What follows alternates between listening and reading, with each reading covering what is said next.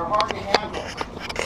You guys ever wrestle around with these Durlocks and can't get them in and out of the quick fish? I know you have. It's because it only goes in and out one direction. You sit there and fight with it, the next thing you know, you bend your Durlock up, then you get a fish on and it opens up. So you can just snap it on there, you can grip it on the one on the lure, grip that Durlock closed, and use your second. Pass it, pass it. The Durlocks that I'm going to show you on my rods, all my terminal tackle is black. The reason being is that the black terminal tackle is weighted, it goes by weight. Here, hold it. The Durlocks that I use, they're actually an 80-pound Durlock. Now you're going to catch an 80-pound salmon, I hope you do, but the force again of having one in the snout, one in the side, it can pull that thing open. It can generate that 80 pounds to open your Durlock up. So double Durlocks, double split rings. Any questions on that? Yes, sir. Place the split rings, Mr. Teats, on size 3. Size 3 split rings. Extra heavy, but what's the size though? 3. It's the size 3. Yes. Usually I just go by size. Rick keeps the labor on tackle, he deals with hooks and split rings. And so if I need hooks and split rings, I go to Mr. Keats and he gives me a bag full, and I don't really pay attention to what size they were, so I got lucky. Size number 3. Okay? Any other questions? Huh? They're 4s? Okay, now let's move on to the 4. So get half 3s and half 4s. What I generally did before I started giving seminars, I would just go inside the tackle shop and bring my lure and match it up with the split ring and grab it off, and that's the size I use. Okay? So size 3 or 4 on the split ring. Everybody good with that? Good back there, bud? Okay. Now, how many of you guys follow me on Facebook? Anybody? You guys? Follow me on Facebook or on my website, okay? You guys might have heard me talking about my ISF lasagna. That's just the name I gave it. But basically what it is I'm going to cure my sardines. Alright? So when you buy sardines from Johnny, we want to prepare our sardines at home. You guys are out here sweating, it's hot out. When you get frozen sardines and put it in your boat on a day like this, I guarantee by the time you get that first sardine cut, the other 3 in the bag is just going to be a soggy, bloody mess. Don't do it at home. Don't do it on the water. Do it at home. Okay? So basically what I'll do is I'll buy about 5 pounds of sardines. And then I'll take a Tupperware like this. Okay? So basically when you get your sardines, and nobody laugh at my fish, that's my sardine, okay? So what we're going to do is you're going to take your fillet knife. What I like to do is when I'm handling these things, is I'm always going to wear a glove. These guys saw me almost cut my finger off here one year because I like to cut my sardines when they're not frozen but still with ice on them, alright? If you let them thaw out all the way, the cavity that's in the sardine right here will open up and it'll make all your sardines bloody and stink like a sardine. We don't want stinky sardines. We're not catfishing or salmon fishing. We want a nice fresh sardine on there. So basically you're just going to fillet it from the tail to the head and we're going to cut that piece off. Everybody good with that? What do you cure them with? I'm getting there. We got to cut our sardine first. Okay? So once we've filleted the side of the sardine off, and we've thrown away the head and all the backbones and everything, we're left with this.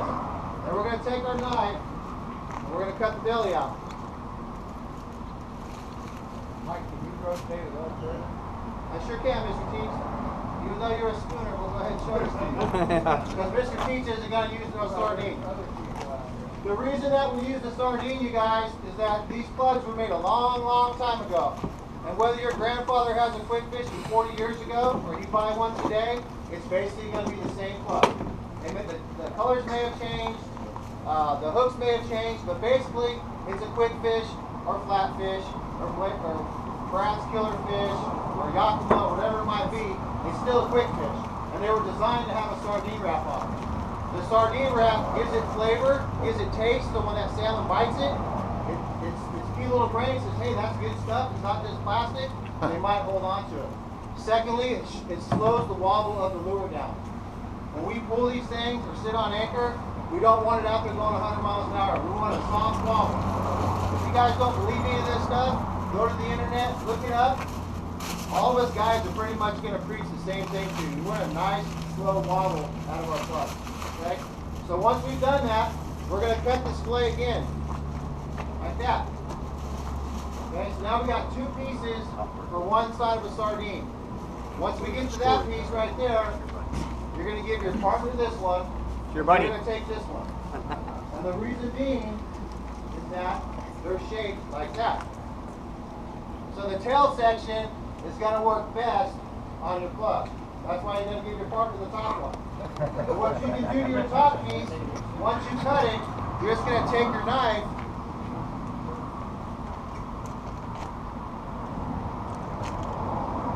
and now you trim it. Now you got 2 tail pieces. So the top pieces takes a little bit more work, that's all. Alright? Once we get that done, we're going to take our knife, we're going to cut it down the middle.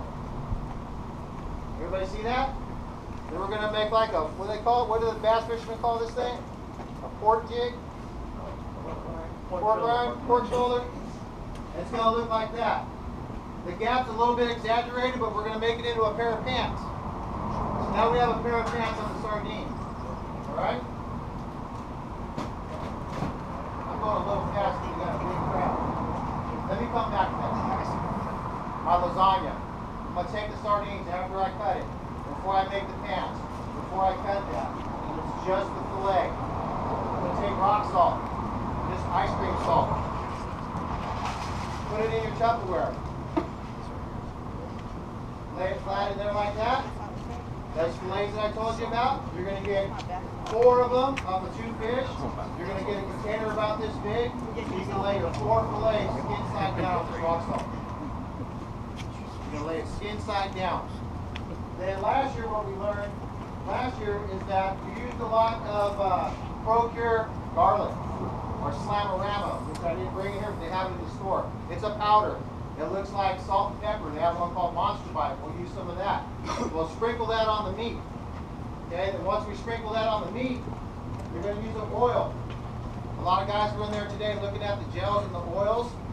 Oils are for marinating and injecting your baits. Don't buy a gel and put them on the sardines. We're going to use an oil. So we got the Procure Monster Bite with Slamorama garlic. Keep on bringing up the garlic because garlic was hot last year. Probably just because it's just such a pungent smell, the fish just attack the hell out of it. Again, when these salmon move into the fresh water, they do not eat. Everything is a reaction bite. So you have to bring your presentation into it and they attack you. Once you put this on there on top of your baits, take yourself some butcher paper or wax paper. This is where the lasagna comes in. We're going to take this paper, we're going to put it on top like that. And we're going to make another base layer. And we're just going to put more rock salt on the bottom. Then we're going to take the sardines and lay it down. Procure, set. Another one, boom. What's the rock salt? The rock salt cures the sardine and makes it tough. Alright, because if you took a fresh sardine and put it on this and start trolling it around, by the time you go a couple miles, you're going to reel this in, all you're going to have is skin. You might have a little bit of meat left on there, but it's going to be mostly skin. If you cure them, put them in here like this, and mine's been going for about 10 days now. By the time I pull this out of my refrigerator, it's going to be workable. I'm going to be able to cut it, trim it, shape it, and put it on my quick fish. Because, yes sir. You don't refreeze them? I don't refreeze them. I just put it back in the refrigerator. And the key to all this hot weather is when I take this out on the boat, I don't take this out on the boat. And this is just going to be for my fillets that I'm going to use for my plugs. Because once I have all my lasagna done, and it's ready to go, Your wife likes you put that? my wife makes me put it in the garage, and she still complains about it, Rick. So basically, once you have that all done, now I can go back to my pants, okay?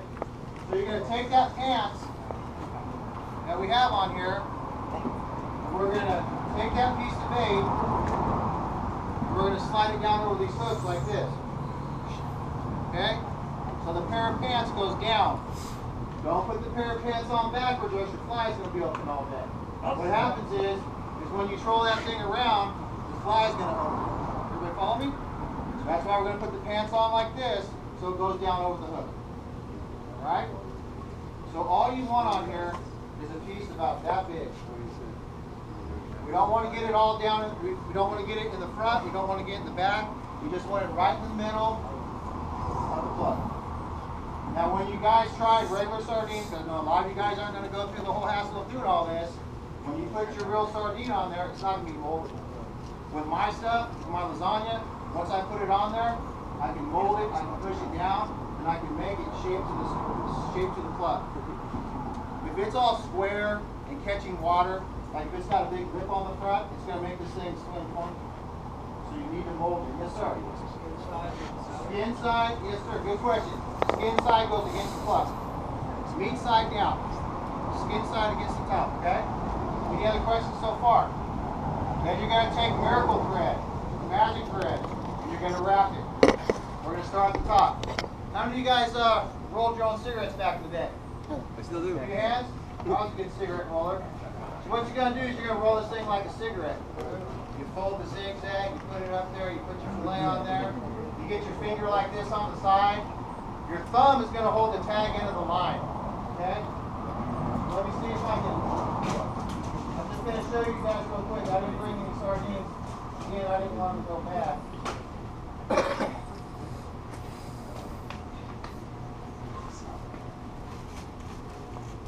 Of course, I'm not going to be able to find the end.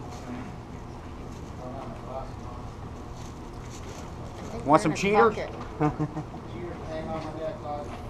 We're supposed to meet you, I guess. Joe. Alright. Say there's a tag end hanging on this, okay? We're gonna put the tag in. We're gonna put the tag. Maybe you get that open, boss. We're gonna put the tag in right here on the plug. Then we're gonna take our thumb and we're gonna hold it against it like that. Nice. We're gonna take the tag in and we're gonna hold it against it like this. Okay? The tag end is hanging right there. And then you're gonna keep your hooks down like that, and you're gonna wrap it around. Alright? The first couple ones you're gonna go kind of slow just to get it on there. Now as you pull and tighten, it's gonna want to slide that sardine off your plug. That's where your finger on the side is gonna push that back over toward you, okay? You're gonna push it back over toward you. Then once you get the top tied, flip the hook, hold it. Now we're gonna move to the bottom of it. Everybody see that? The more you do this, the more you'll get the hang of it. And then you want to pull it tight. You can pull this stuff real tight. Cut into that meat. That way when you cure it, you're going to really be able to sink it on there. If you don't uncure sardine, you're just going to pull it all the way to the skin. Then you're going to pull it through the water. It's just going to pull the sardine off again. Okay? So once we get it wrapped on the bottom, we're going to let this hook flop back down. And then this is where you're going to put your half hitch on. You're going to put your 3 fingers like that. You're going to go around, put it through there, pull it tight. If you hold it like this, you'll keep your hooks at it. Pull it, half hitch, tighten, break it off. Okay? When you break it off, you want to make sure that your tag is up here at the top. And if it's hanging off like that, don't leave it like that because it's going to get caught in the line, it's going to get caught in the hook. You can go ahead and just pull that last little piece off. That's why we tied our first half hitch. And then it's on there. Okay? Then once it's on there, you can take your fingers and you can sit here and you can mold that sucker on there.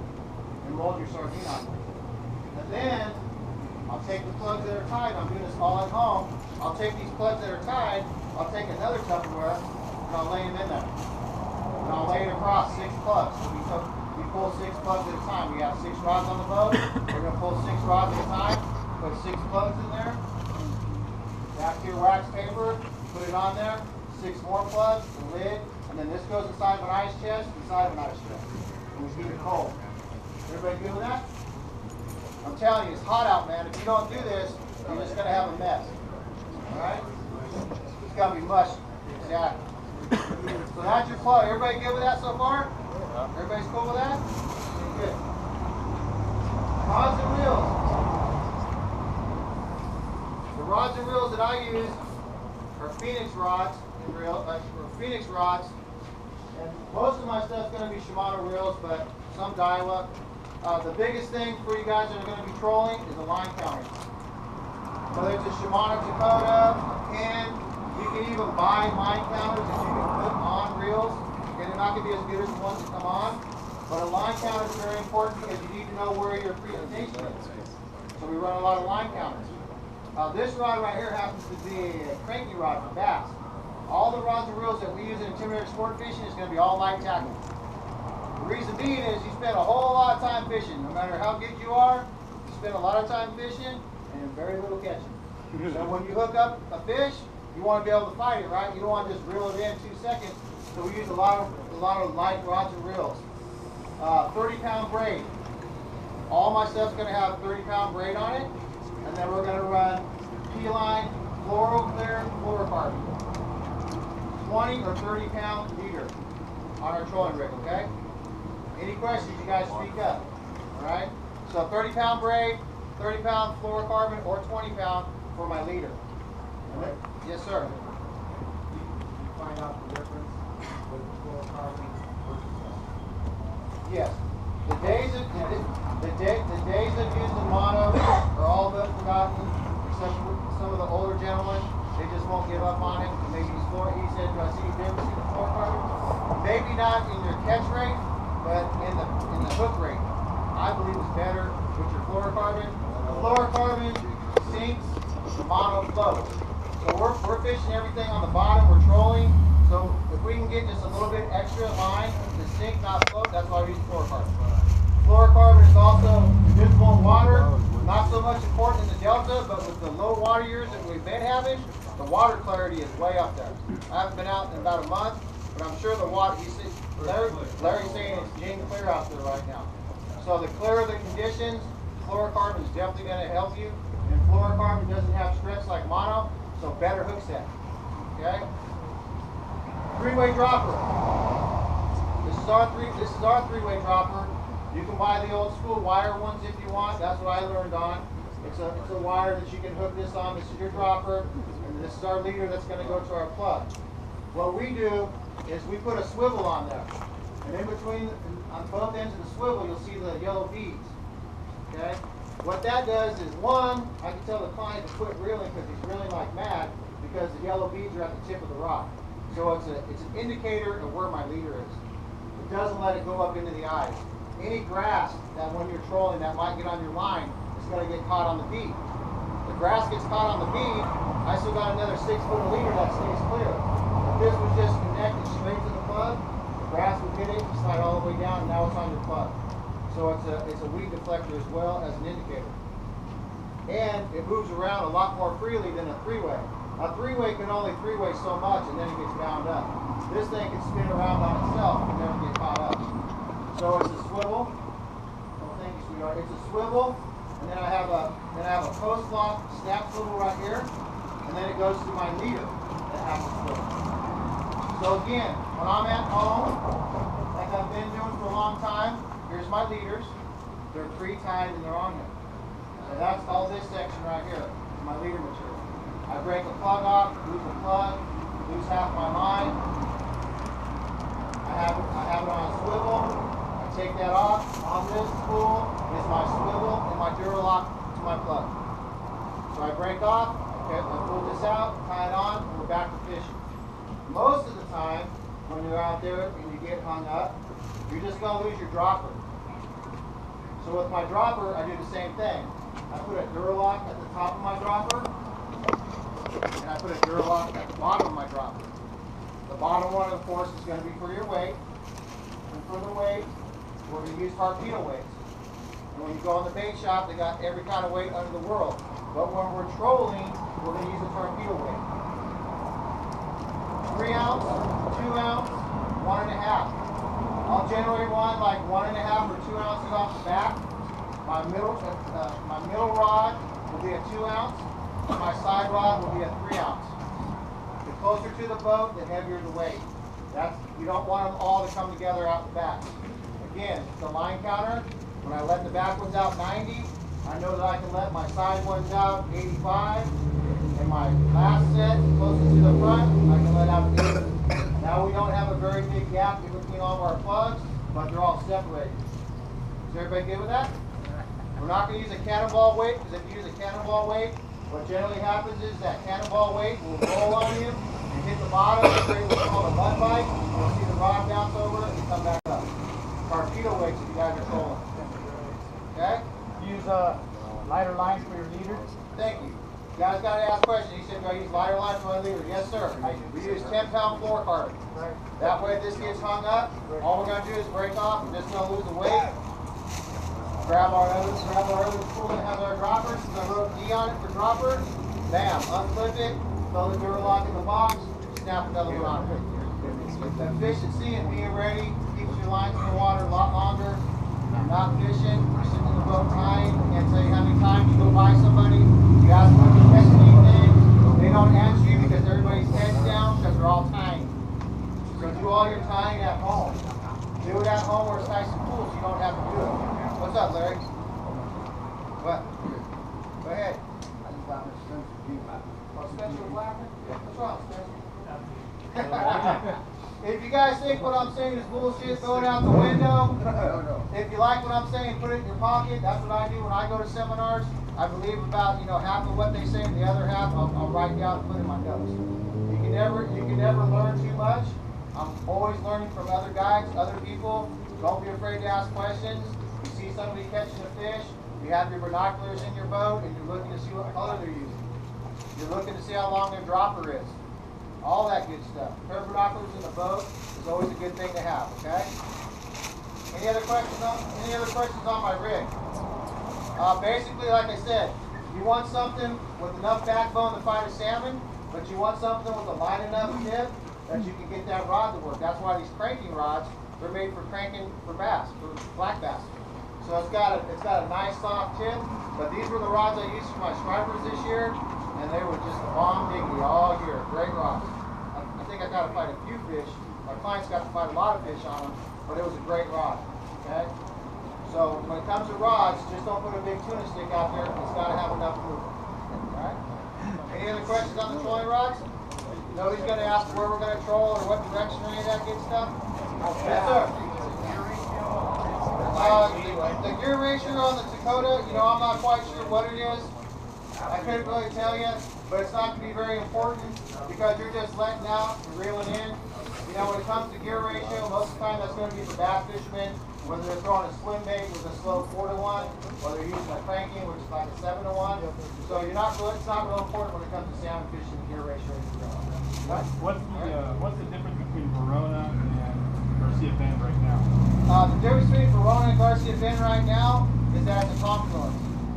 Anytime there's a confluence, it's going to be a good spot for salmon that go to Verona and they get there and they say, am I a Sacramento fish or am I a feather fish? So they might wait a little bit, go around in a couple circles and figure out which way they're going. I believe now, it's a good thing that we're trucking a lot of our smolts down to the bay. The problem is that they're not getting imprinted in the water they came from. That's why a lot of our Sacramento fish right now are being caught in Alaska and British Columbia. But anytime there's a confluence, great place to fish. Okay? The confluence of Discovery Park, always a hot spot for boats. Verona, hot spot for boats. The mouth of Sacramento just below Vieira's, hot spot for boats. Anywhere there's a confluence, it's going to be a hot spot. Mokelumne and the San Joaquin, hot spot. No fishing for salmon in the San Joaquin. Okay? The San Joaquin is still closed to salmon. So anything below Forest Pirates Lair in San Joaquin is closed. Alright? Yes? Going upriver or downriver? Smart lady. Well, you can catch them going upriver, okay? But basically, I told you guys in the beginning that that's I-5 out there, and the salmon are not swimming that way. The salmon are always swimming this way. So your presentation should always be brought to their face. So we at Intimidator Sportfishing are always trolling downriver. We use electric trolling motor. If you don't have an electric trolling motor and you have a gas motor, just try to get your presentation out farther. But we're always going downriver. Okay? Yes, sir. How fast? How fast? Okay, a lot of it's going to depend on your water flow. Again, I talked a little bit about the wobble. I like just a slow wobble in the rock. Okay, so I would say anywhere from 1.7 to 2.7 is probably a good speed for me. But a lot of it is just what's the lure doing. Okay? If you guys are trolling down here, invite you to come down and troll down here. I'd love to see all you guys out there catching salmon. That's why you're here tonight.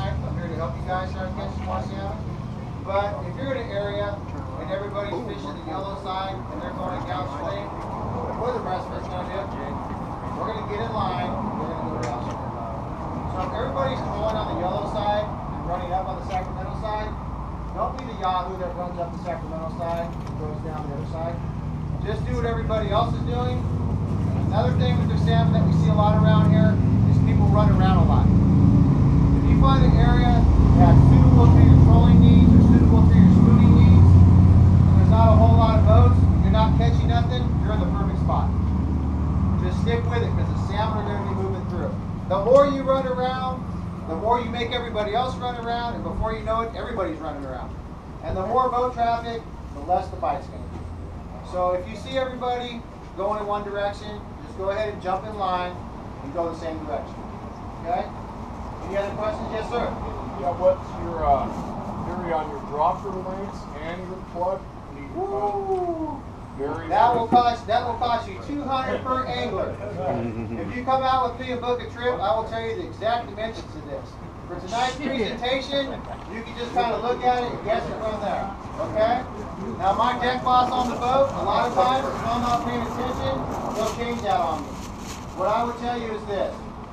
Try not to make them all exactly the same. Don't make them all 48 liter 10-inch dropper and troll all 6 rods. Maybe do one at 48-10, maybe do one at 60-14. Change them up a little bit because they're going to ride in different parts of the water column. Okay? But you can kind of guess that, right? Oh, I was just kind of curious what you're going to say. Yeah. So I generally don't give that out.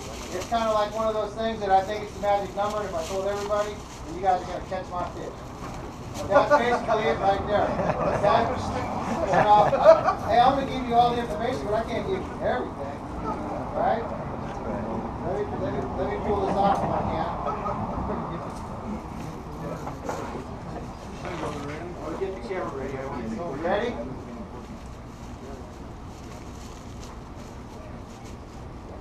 Got that, boss? Got your cell phone? Who, me? Yeah. I run the 16th society. But I fish up north. Yeah. Hey, you're good. Are you a carpenter? No. No? That's a good guess, man. You're right there. Mine's always about size, but let's go. That's a great ballpark size. You said 60 inches, okay? That's a good starting point. Again, though, if I'm trolling all day and not getting bit, I know Todd's going to be back there changing things on me. You know, you just gotta change it up, okay, you guys? Everybody good on that? No questions on that? So we're always gonna, yes, sir. We want our weight ticking the bottom once in a while. We don't want it dragging on the bottom. A good indicator is your clams. If every time you reel in you have clams on your presentation, you're either one, the boat's moving too slow, or you have too much line out. What happens when you let too much line out is that this dropper will come together with your leader, and it drags it down the bottom more, and you're going to come up with more clams. So if you get clams every time, either speed up or reel in a little bit of line. The secret that I like to use on my boat is that when this is in the rod holder, and rod position for me is about something like that on the rod holder.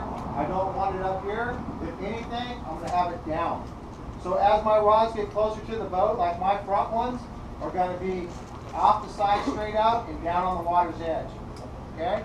If that's not working, I might move it up a little bit. But never way up here. The reason is that you don't want too much up on here because if you get short struck, it'll grab it and then it'll springboard it away from the fish. So we want it at a good angle. So basically what you're going to do is when you take it out of the rod holder, when you slide it out, when you lift it up, you want the weight to come off the bottom. You'll be able to feel it as you lift it up, that weight coming off the bottom, sitting back down on the bottom. If you have to bring it way over your head to feel the weight come off the bottom, you got too much line out. Reel it in a little bit. Okay? Everybody good with that? So a lot of this is going to depend on your boat speed, how fast you're moving, and how far you got back. Okay? And that's going to depend on how far you can walk them back. You don't cast these things out when you go to let them out, okay? What you want to do is once you get your plug on there, you're going to put it in the water next to the boat, and you're going to make sure that plug is tracking straight. It's not going to the left or right. If you look at these plugs, there's a little eyelet on the front that you can turn. You put it in the water, it goes to the right, you turn the eyelet to the left. If the eyelet goes to the left, if the plug goes to the left, you need to bring it back to the right, turn the eyelet towards the right. Sometimes when it comes to plug fishing, you'll just get a bad plug. No matter what you do to it, it doesn't swim. Go ahead and give that one to your buddy. A lot of plugs will just get bit time after time after time. If they do, always put those plugs in a different tackle box, because you'll have lucky plugs. Okay? And what we like to do is either mark them or keep them separate from your other one. Alright? When it comes to color of your plug, it don't really matter to me. You know, it used to be just chartreuse and chrome, chartreuse and chrome, chartreuse and chrome. Our brass killer fish came out with a lot of cool colors, so we like to mix them up. You know, candy corn's a good one, cycle clown, dragonfly. A lot of it's just going to be, they make new colors every year, you guys, to catch more fish in them. So, you go in the tackle shop, I don't have that color, you're going to pull it off the rack. So it's all about confidence. Whatever color makes you confident, go ahead and tie it on. Okay? Any other questions on that? What's up, John? Any other questions on that? Plugs? Anything? Because I'm going to get off the trolling. You guys that are sitting on anchor, again, it's going to be basically the same thing, except for we're just sitting on anchor. You guys always want to sit on anchor or troll or spoon on the short side of the river. The short side of the river, I mean that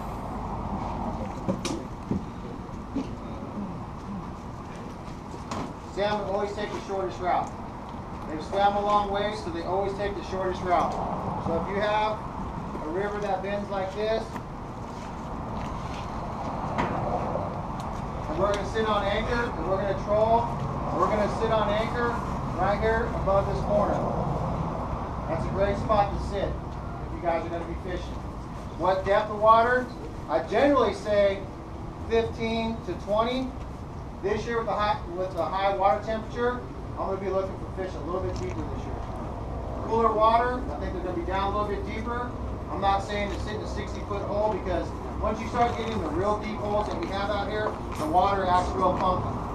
So if you're trying to sit below Sherwood in that big 60-foot hole, you're not going to be able to do it. Your stuff's just going to get wrapped up. But I'm definitely going to be looking for more of a 25 to 28-foot hole, something like that, something a little bit deeper. Now, where you're going to find those deeper spots is always going to be on the outside bend of a river. The only bad thing about the outside bend of a river is that if we ever get any water in wintertime conditions, most of your snags are going to end up in that area. So we never troll on the outside bend of a river, because there's going to be more snags. Okay? So we always fish the inside and the shortest route. So when you're out there on the water, just think like a salmon and look for that shortest route or the inside of the river. Okay? Everybody good with the trolling so far? Starting to cool down a little bit. Now's the time you launch your boat and go out salmon fishing. Catch it the last couple hours before it gets dark, okay? Or first thing in the morning. I'm not going to be out there all day. I turned down a trip the other day because the guy wanted to fish. The guy wanted to fish like from 8 to 4. I said, call somebody else. It's too hot. We're going to be leaving at 4:30 until it starts cooling down. We're going to leave the dock at 4:30 a.m. I'll be off the water by noon. Okay? So either early or late is going to be your best time. Any other questions on the trolling? Yes, sir. I got a question on the hooks. On a hook, those flatfish, you change them out like double boxes or owners? We don't use anything but owner hooks. He asked me to change out our hooks. What I'll do on all my predators or my brass killer fish is I'll leave the hook that it comes with on there until it gets ruined, and then I have backup hooks that I'll put on. Don't fiddle fart around and change it to a 4-strong. Don't change it from a 1-aught to a 2-aught. Keep it the exact same size hook and the exact same size weight, because again, they've been making these lures for a long time and they've engineered them to have that hook on them. Okay? So I don't change them out until they get ruined. Alright? So always try to keep the small bend 1-aught. Okay? Heavier hook will float the whole Heavier hook and just start throwing it off. Then you guys are going to start chasing your tail. Alright? Again, the most important thing is to make sure you put that lure in the water and make sure it's working properly. Alright? Everybody good with trolling so far? Any other questions on trolling? Sitting on anchor? Sitting on anchor is pretty good. The Freeport Blvd is a good area to sit on anchor. Again, you know, if you don't want to troll and have to deal with the moving boat and snags like that, sitting on anchor can be very effective. You just have to wait for the fish. Whereas if I troll downriver, I can find the fish. Alright? Your fish finder, yes sir. To start out, are you going to be jigging or are you going to be trolling? I'm going to be trolling. And probably for a greater part of my first hour or so, I'm just going to be driving around idling. And I'm going to be reading my fish finder. And I'm going to find areas where there's fish. Because if you don't see any fish on your fish finder, you're not going to catch any fish. So if I'm metering the Freeport Bridge and I mark some fish, a good group of fish, I'm not going to run downriver. I'm going to run upriver. Because again, I told you the salmon are always moving forward. I'm going to try to get above them, try to think like the salmon, fish the inside of the river, and I'm going to come back on them. Okay? So a lot of it's just going to be idling around looking for fish. If you have structure scan on your boat, anybody got structure scan? If you got structure scan's real handy because structure sets the real structure and you really open your eyes. So if you got the extra money, go ahead and get yourself a Lowrance structure scan because it shows you all the snags and it's very important. Again, but if you don't, if you go somewhere and all you get is hung up, don't fish there. Go somewhere where you don't get hung up. If you're spooning, if you're trolling, and you're picking up a lot of clams, you're in a good area because why? Because it's a nice clam bed. It's soft. Alright, you want a nice soft bottom, not a lot of snags, stuff will roll over it, and it goes bye-bye. So you always want a nice soft area, okay? Everybody's good on that? Okay, spooning. Spooning 101. We don't call it jigging anymore, it's called spooning. There's a lot of spoons out there, okay? The three major spoons that we use in Intimidator sport fishing are going to be Blade Runner Tackle. Mr. Rick Teets owns and operates his own lure company here in Sacramento. So when you buy a Blade Runner spoon, it goes to Mr. Teets. It's not going offshore to who knows to who. And so when we spend our money with Blade Runner, it goes to Mr. Teets. When we use the Slammer minnow by Mr. Wong, we know that our money's going to go to him. Local tackle guy. They both fish here. They know what colors work. They make a good spoon, and we use their spoons. And then we also use the P-line laser minnows because we do use a lot of P-line products. I use all their line, and I do use their spoons, and I use all their trolling plugs. So the three major ones are going to be Blade Runner, Salmon Slammer, or the Slammer minnow. Keep on calling it the Salmon Slammer. It used to be called that 20 years ago when I started using this stuff. It's called the Slammer minnow, and then the P-line laser. Colors. A lot of guys are asking me colors today. I would just tell you this.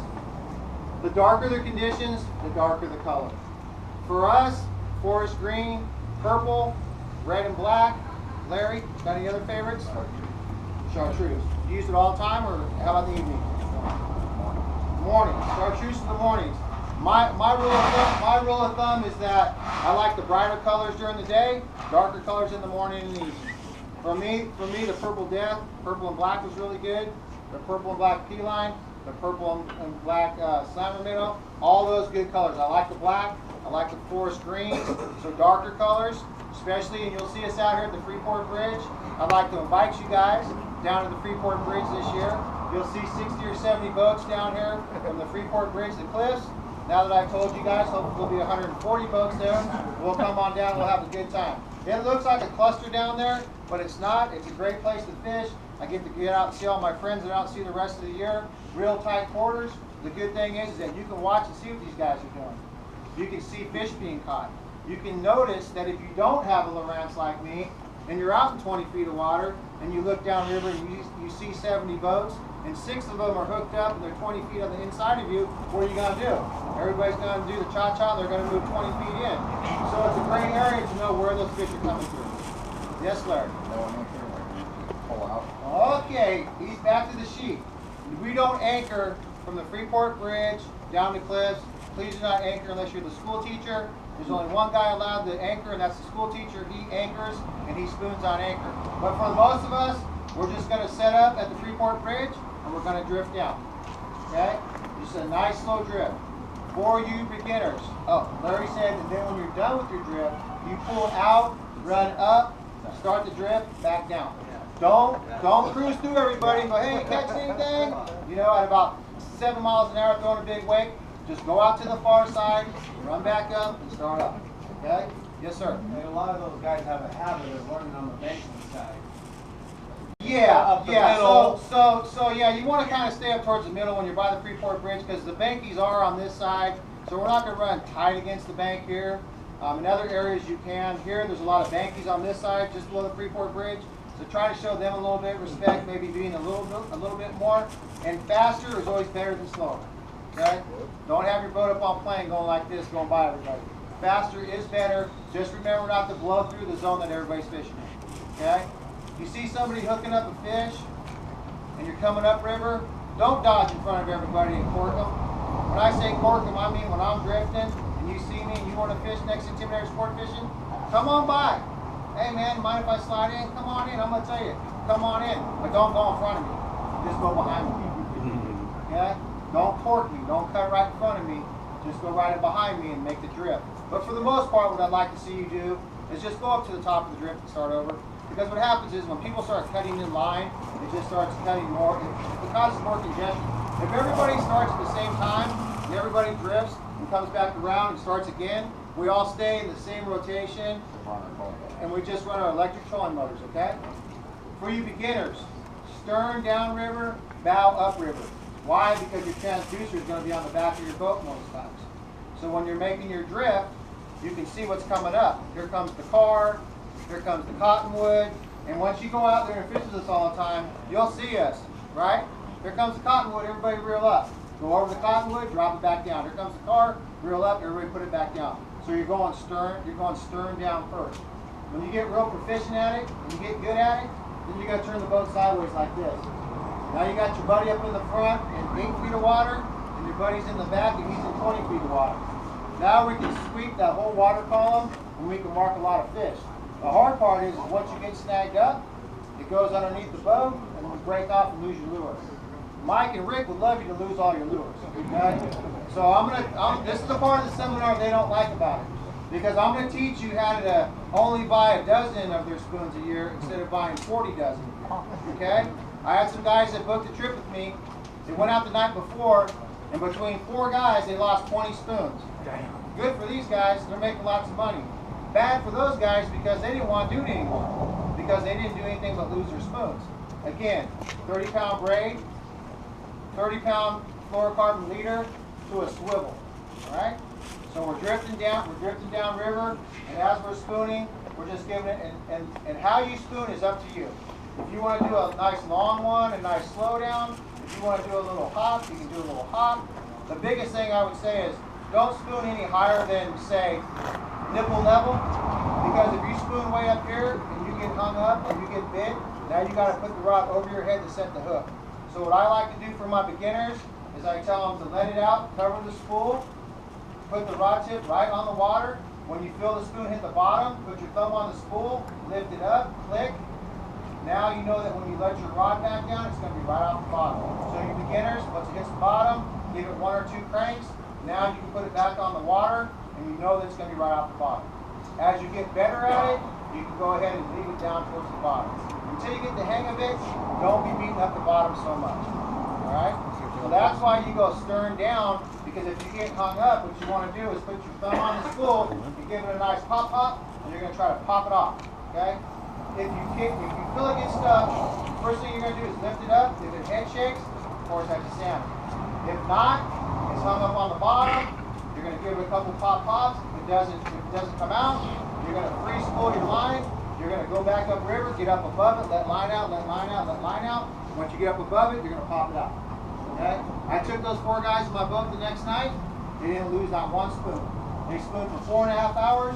Didn't lose any spoons. I'll tell you that they did not catch any fish, but they were happy as hell, gave us a good tip, and they came back down here and bought some spoons, and they went out the next day. I got an email, the guy holding salmon, and he caught his first ever spooning salmon. But the biggest part is that they learned how to get their spoon back. Because a lot of guys will spoon, and then they don't like it because they lose their gear. Okay? Any questions on that? Yes, sir. About weight? He asked about weight. Most of us are going to be using 2 ounces out there. Some guys really like the 3 ounces. Myself, I like the 2 ounce. 3 ounce for me, 3 ounce is definitely going to keep you more vertical. Again, when you're spooning, you want your spoon to stay vertical at all times. If you're spooning and the spoon gets behind the boat, now you're spooning this way, no bueno. You're going to reel it up, you're going to reset. If and when we get any kind of current, which I doubt it, this year should be very easy for you guys to learn how to spoon, because we're not going to have a lot of water movement. You want to start in front of the boat as you let it out. Spoon, spoon, spoon, spoon, spoon. It starts getting behind you. Reel it up, resend. So if you're in your boat, you always want to start by dropping it in front of you. Spoon, spoon, spoon, spoon, reel it up. So 2 ounce.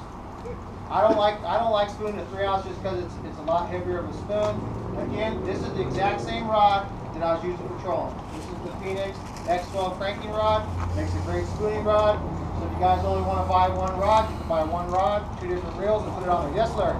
Team Phoenix. We stay vertical with the trolling motor. We stay vertical with the trolling motor. So if you're moving too fast, if the water's moving your spoon too fast, you could hit your trolling motor and catch back up to it.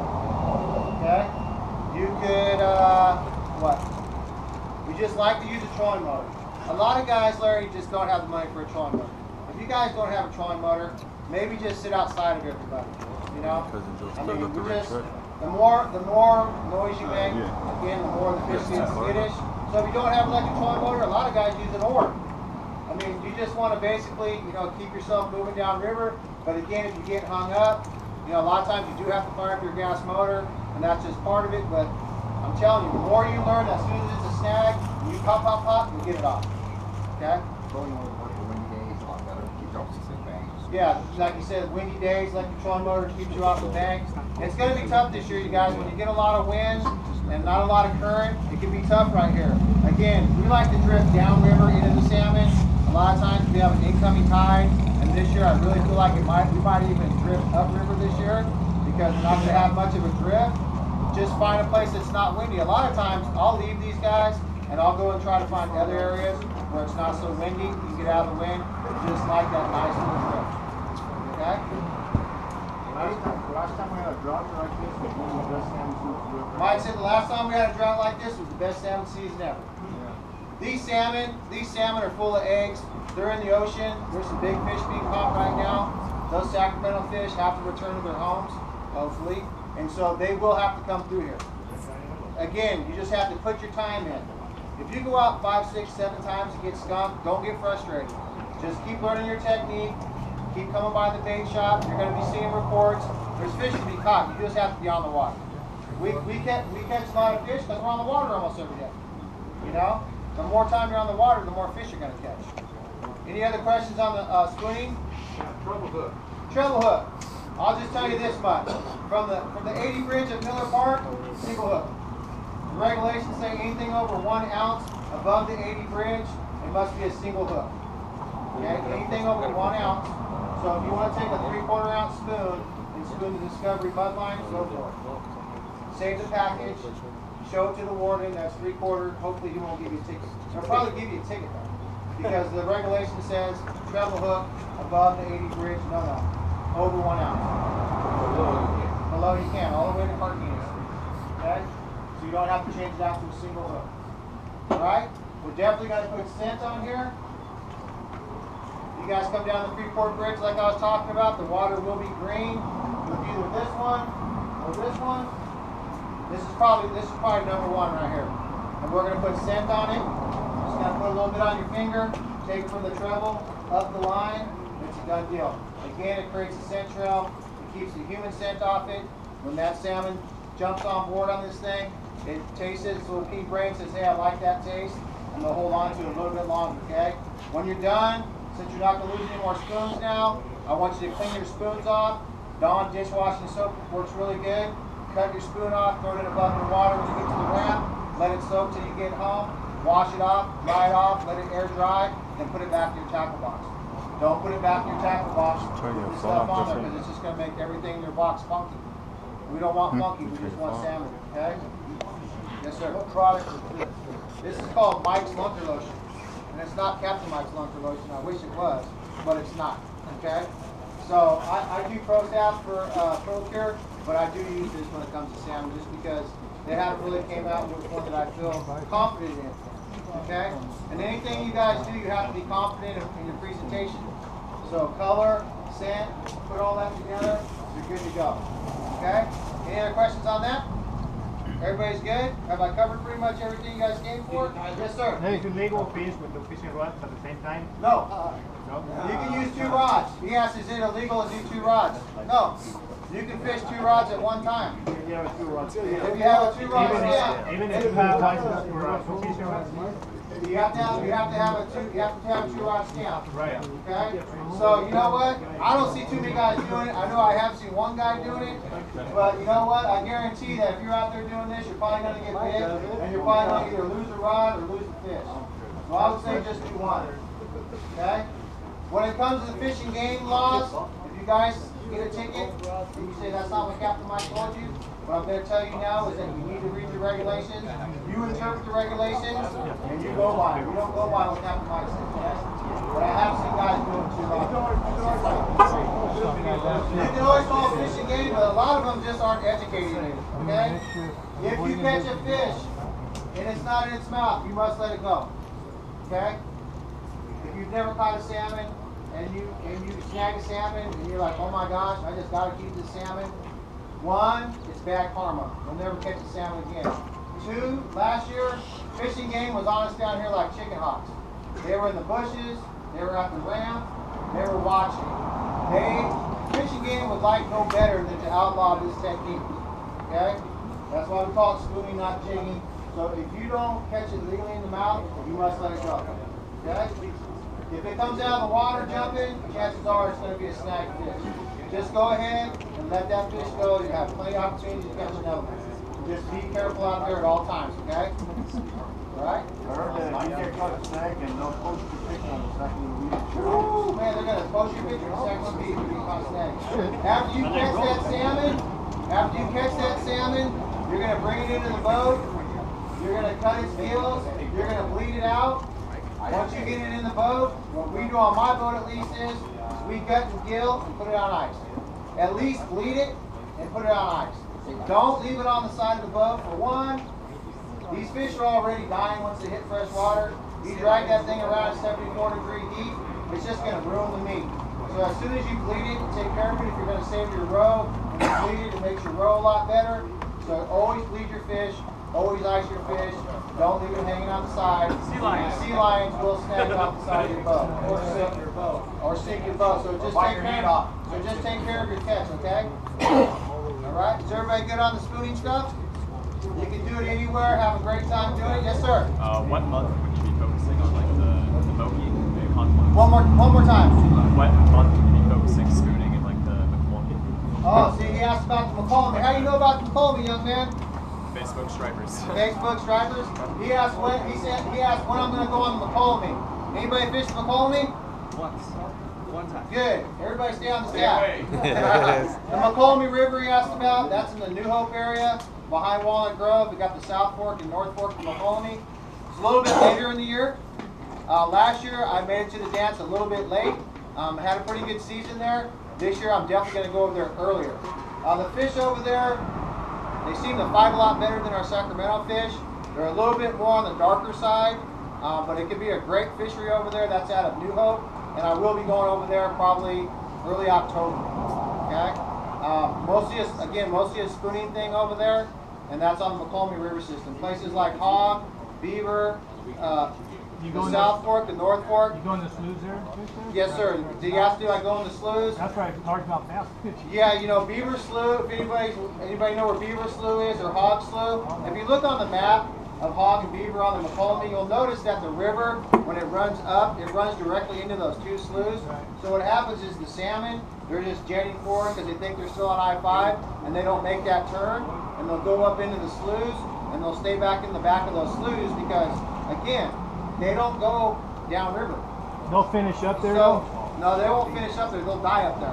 They'll either die up there, or we'll get them. I'm sure some of them will turn around and come back out, but for the most part, that's what I mean by they'll finish out their lifestyle up there. They'll finish out by sea lions and trap them in there. Right. But Beaver Slough and Hog Slough will be very good. Mostly for spooning. You can troll it. That time of year, we're going to start having the weeds die back, so there's a big weed problem over there. And with the no water and lots of weeds, there's going to be a lot of weeds over there this year. But I'll move over there like October. Yes, sir. I just had a question. Sure. Early in the season, is it better to use a certain color lure? Yeah. like darker or lighter, Okay. towards the end of the season. No. And then like the hog slough, we fish there with crappie and perch, Yeah. you know, stuff like that. Yeah. So if we were to go back to those back of those sloughs, Yeah. Should we troll? Should we jig? Because there's not a I lot would, of current. if I was in the back of beaver, I would use a rattle trap. I have a bunch of those. If we don't have a trolling motor, like our boat just doesn't have one on it, so we don't have really options to troll. Are those sloughs good enough, slow enough to Yeah, catch? what I would do is hopefully find one of those where you have a nice little breeze and set yourself up in the middle and just let the breeze push you. The tide might push you a little bit too, but when it comes to colors, again, whatever color you like on the rack, go ahead and grab it. Confidence. But confidence lure, darker colors when it gets like this in the shade, lighter colors during the day. Absolutely. But like Larry said, chartreuse used to be like the only color that Mike made. Everything was chartreuse. It seemed to be like we were getting hit on dark colors earlier, and then Yeah. towards the end of the season, like a hot pink with There you extra go. fish. You know, So something's whatever really works for you, just go ahead and use it, bud. Thank you very Okay? much. Any other questions on that? Everybody's good on that? We're gonna have the raffle. Hold on. Oh, I know, I got you. Jack Lawson.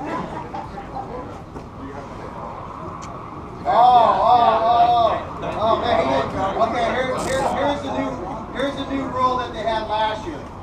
Now whether they're gonna change it this year, I do not know. You said it's not changed. Supposedly you have to take your salmon home whole now. Yeah. Unless you're a fishing guide, I can clean your fish for you and you can take it home, which I don't know how they prove you went on a guided trip. Maybe I should give you one of my cards. But they say you have to take your salmon home whole. But at Garcia Bend, they have a nice cleaning station there. People clean their fish every day. I never seen a sign that said don't clean your fish. They bring a dumpster and all that. You're not supposed to. Maybe not supposed to. I worked at the Garcia Bend where the fish cleaning station Yeah. was. Yeah. Before we could clean our fish and take them home clean. Yeah. Dock or at the river. Yeah. The station, they don't have the money to take it out. So Oh, I I was see. told that since they haven't taken it out, Yeah. people will still clean their fish there. Yeah. But if a fish and game officer is not there, Yeah. then they'll But clean you their should fish. you always go by the regulations. The You not buy regulations, one table or always. one fish. So Yeah. the reason that fish Go by is the there is regulations. because So yeah, you're supposed to take your salmon home whole. That's Yeah. what I'm gonna tell you. I was there for game 1 king. Yeah. Brought people tickets? They could sometimes you let go. Yeah. They could belong. Yeah, they should give you a warning, but you are supposed to take them home whole. Okay? One other thing, because I know my Jack boss is over here. I'm the vice president of the Striped Bass Association, Sacramento chapter. It's a great club. Well, when I got to the club about 4 months ago, there was 7 people. I went there to do a seminar. I got suckered into being the vice president. I told the president, Mo Adams, that I'd be more than happy to be their vice president, but that we needed to have more people. In 3 months, we went from 7 people to 50 people. I hope to have 100 by the end of my tenure of my first year as vice president. Right now, we're meeting at Pergo's, Bradshaw, but I'm fixing to get that moved to the round table on Florin and 43rd, first Tuesday of the month. And it's a great fishing club. We do a lot of, we have a lot of in-house derbies. We have a lot of inner derbies between all the other chapters. Right now, a lot of our money and our funding that we raise is like $20 for you to join the club. A lot of our money's going into fighting the tunnels and other things like that. So it's just a great club for both families and just regular folks. So if you guys would like to check that out, yes ma'am. Yeah, Florida and Riverside, I'm sorry, that's where we're going to meet. So I have some applications up there if you'd like to grab one, feel free. Check out my website, my homepage, sign up for my hot sheet that I send out. I'll let you know where I'm fishing, what we're catching, other events like we're having tonight. You can stay up to date with all that.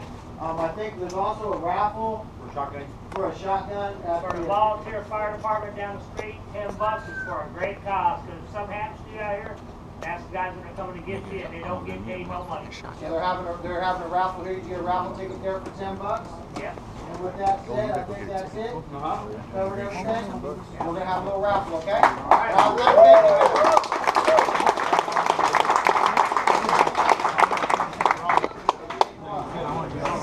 First number is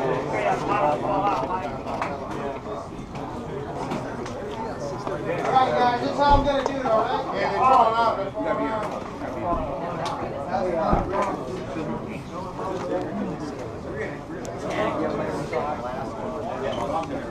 Take 1-1. Alright, you guys, we're gonna go to raffle tickets. Not here, I don't So think let's go real quick. You guys are more welcome to come up here. Oh, so he's not going to shot questions. at a different I'm gonna dump this stuff out on the table, That's okay? stupid. What the hell are they doing? So I want you guys to take one spoon. If your name is called, I want you to take one spoon. These are all donated from Blade Runner Tackle. Bucks comes out, Bucks, waiting for Bucks goes out, tells you about You your go ahead and boat, take whatever you want out of here. fuel lines and what's going on with fuel and everything. It's all good. I got most of it recorded for So you. listen up your number, because I don't want to be here all night.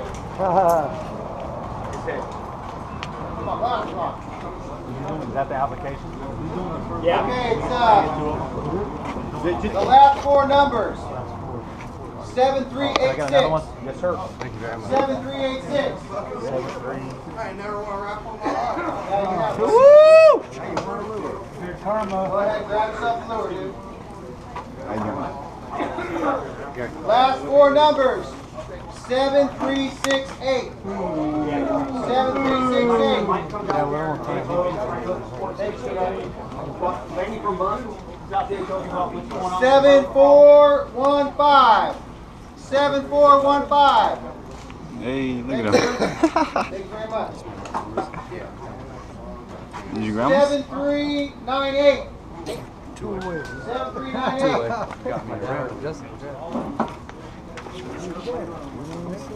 7375. 7375. Right here. There you go. Right here, right. Come on, Rick, shoot up.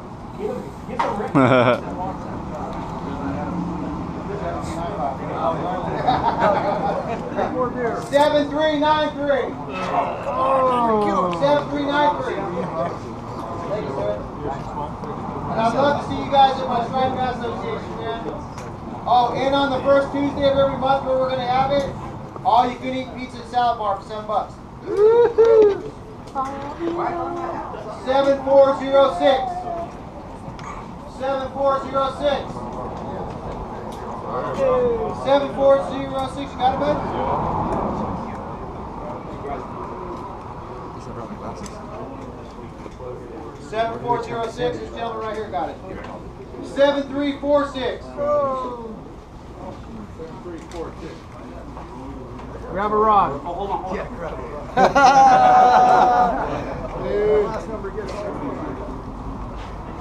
Thank you, sir. Nice. 7423. Oh, right here. Right here.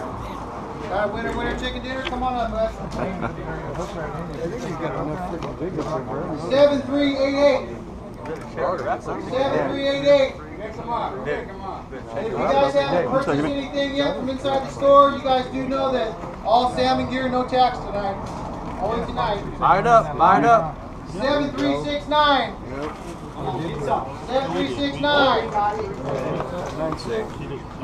You got it, Lori? How do you like the GoPro? Oh man, I like it. I'd like to thank Lori Yeah, for I put a video up on what is it, So if you guys website? are Yeah, on looking their for Facebook. We're underwater. Oh, yeah, yeah, that was you? Yeah, Yeah. I've been wanting to get one of those for the boat. Man, it's worth it. Yeah? Yeah. Yeah, right. We do a lot of things. 7389. Put on our cars. We got a bunch of car meets and do all kinds of stuff. 7389. Yeah, you have a car or a number for your videos and shit? I just post my YouTube and stuff like that. 7364. Oh. 7364.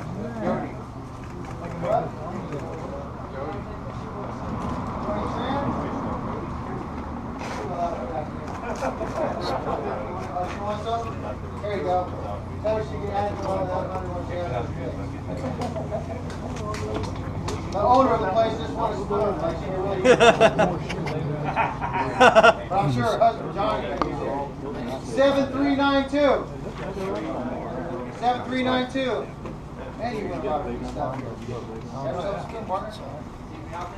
7411.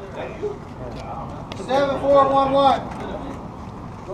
Oh, there you go, partner. There you go, partner. You're welcome. 7342. Shake them up, Rick. Shake it up, Rick. Man, 7341 and 7342? No. 7342.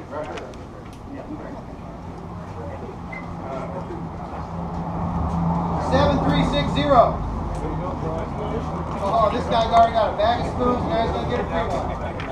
And I think he bought 5 spoons. He got 1 free, right? That's now right. He bought 5 spoons. He got 2 free. That's a good deal. 7416. 7416. They all came off the same spool, man.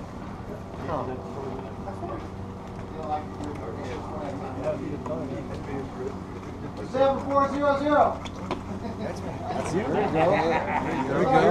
First jig of the season. There you go. He's never jigged before, dude. He hasn't. I know. Yeah. What are you saying? He's like, he's 7410. 7410. The dark one? 7410. What number are you? Anybody? I got a UV Somebody. one before you. Why No. didn't you go up there? Go once. What is it? Mike? 7410. Going once, going twice, loser. 7413. 7413. There you go. I'm like that one guy. I know. If Maybe you a want to learn how to hundred fish, chickens follow this lady right here. She's She's a beast when it comes to fishing. That's me too. Thank you, Cece. That's all right. He'll get that one. That's all right. He got one. He gets free stuff here all the time. No, I don't think so. 7381. 7381. Man, you guys want some free spoons bad, huh? Nobody's legal. Free is good. If you guys would like to see us continue to have seminars, tell the owners inside that you want them to continue, okay? Yes, sir. We'll get some other guides here to help you guys out. Yeah, you guys go about 2 o'clock. 7401. 7401. Got it, bud? No, 7401. 7421. 7421.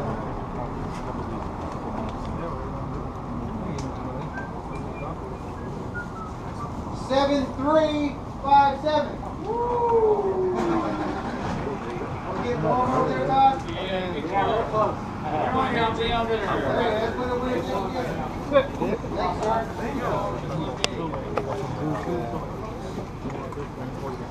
7387.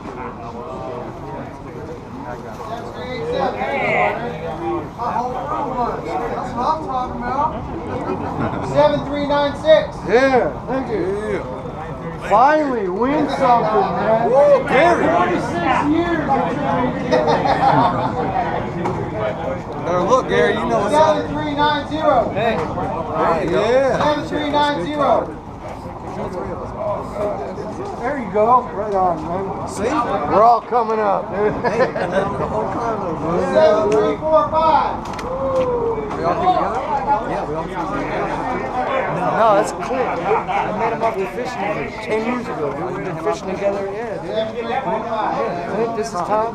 There you go, Todd. Another one of my ex-employees, dude. 7409. This is the only guy 7409. left out of the whole crew. Okay, there you go. But I was a young one. It's all There good. you go. I want to see you down there at Freeport this year, okay? Shut up. Come on out. Yeah, fuck you, Gary. Shut up. You know Gary. 7414. There we go. 7414. Right here. Got a winner.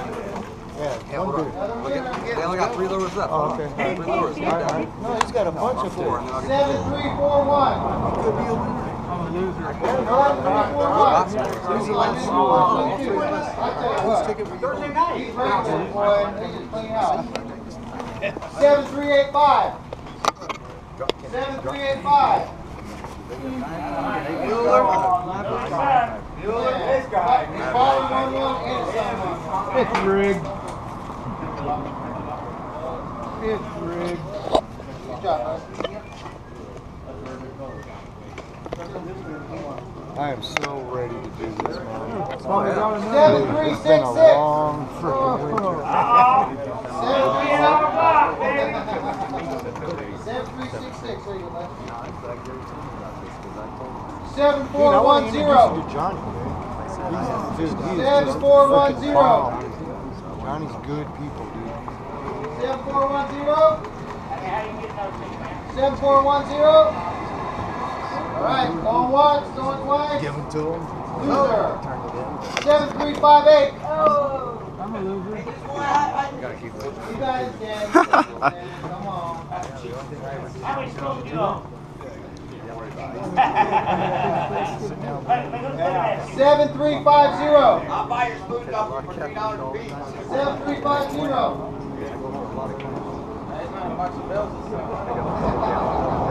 And Bill's keeping handy for you. Use that box of bills you won last night? I'm sure you can join. 7391. There you go, bud. Even if I It's getting thin. It's getting thin. I've seen signs on For all you losers out Yeah, nobody picked the Intimidator spoon yet? Yeah, Oh, You haven't followed up with your house. That's why Ah! yeah, they want to build more. This next one's for It's gonna blow up the whole 7359. Mr. Bob Moore.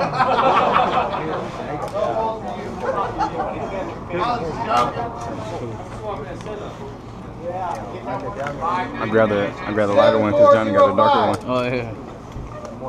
There you go, bud. It's bad enough. Yeah, you can call it yourself. There you go, bud. Good job, man. Good job.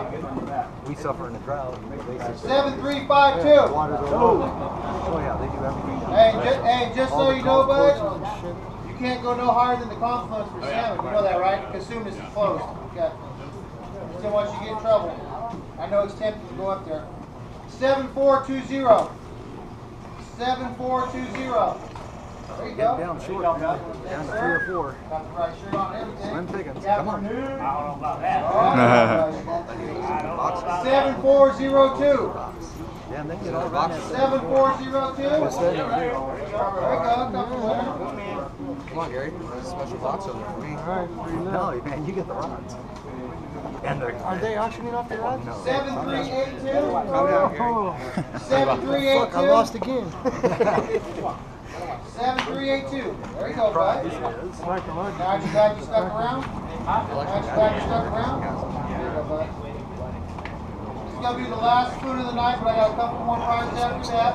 7367. You dog. Watch this, dude. 7367. I thought you were going. Back winners. He's going to bring out some special Something. shit at the end. Yeah, it's in the box. What's in the box? All right, for the TV set. There you We go. got a couple new Romeo gift certificates left over from the IC show. Okay? There you go. All right? $50. 7395. But you got to go spend this and then double it in the store, okay? That's right. 7362. Bingo! Woo! Bingo. There you go. Nice. Got Got his age. You can tell he's a fisherman. Hey, he was up on it. Oh, he said you got my age. 7379. Damn. Let's see what else I got. I got a little something. I got some sin. I got a little bag of scent here. Yeah. From Procure. It's for stripers, but you can always use it come striper season. 7378. 7378. Yeah. There you go. That's my dad. They're crawling. Now we conclude our raffle. I want to thank you guys for coming out, okay? Thank you, bud.